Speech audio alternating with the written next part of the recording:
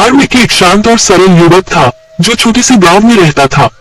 उसका जीवन खेती बाड़ी और आध्यात्मिक साधना में गुजरता था। धार्मिक का हृदय श्री कृष्ण की लीलाओं और उपदेशों से अत्यंत प्रभावित था। उसे बचपन से ही श्री कृष्ण की कहानियों में गहरी रुचि थी और जैसे जैसे वह बड़ा हुआ, श्री कृष्ण की शिक्षा उसके जीवन का मार्गदर्शक बन गई। धार्मिक का मानना था कि श्री कृष्ण केवल एक देवता नहीं बल्कि एक जीवन दर्शन थे जो हर परिस्थिति में धैर्य, प्रेम और नीति का महत्व सिखाते थे। एक दिन धार्मिक के गांव में एक बड़ा संकट आ गया। गांव के पास बहने वाली नदी में अचानक बाढ़ आ गई, जिससे खेत और घरों को भारी नुकसान पहुंचा। गांव के लोग घबरा गए और गांव छोड़कर भागने लगे। सभी को डर था कि इस आपदा से उनका सब कुछ तबाह हो जाएगा। धार्मिक ने इस स्थिति में श्री कृष्ण के जीवन से प्रेरणा ली।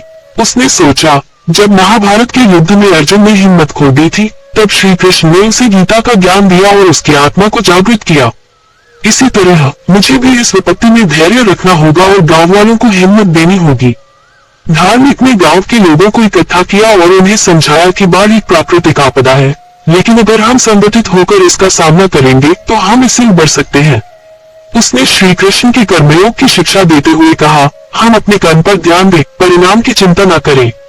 अगर हम सब मिलकर प्रयास करेंगे तो इस संकट से बाहर आ सकते हैं। गांव के लोग पहले संकोच में थे, लेकिन धार्मिक की दृढ़ता और उसकी बातों से प्रभावित होकर उन्होंने उसके साथ काम करना शुरू किया। सभी ने मिलकर बांध बनाने का प्रयास किया और जो नुकसान हुआ था उसे सुधारने में जुट गए।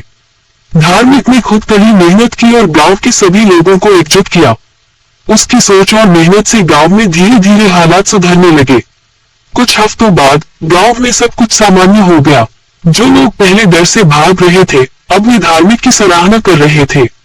गांव के बुजुर्गों ने उसे नया कृष्ण कहना शुरू कर दिया, क्योंकि उसने उसी तरह लोगों की सहायता की थी जैसे श्री कृष्ण ने अपने जीवन में अनगिनत बार की थी। धार्मिक का ये विश्वास और उसके कर्म श्री कृष्ण के सिद्धांतों की जीत का प्रतीक बन गए। उसने साबित कर दिया कि श्री कृष्ण की शिक्षाएं केवल कथा कहानियों में ही नहीं बल्कि वास्तविक जीवन में भी मार्गदर्शन और समाधान प्रदान करती हैं। अब वो गांव के बच्चों को श्री कृष्ण की लीलाओं के साथ साथ कर्मयोग का महत्व भी समझाने लगा, ताकि आने वाली पीढ़ियां भी इन शिक्षाओं से प्रेरित होकर अपने जीवन को संवार सके।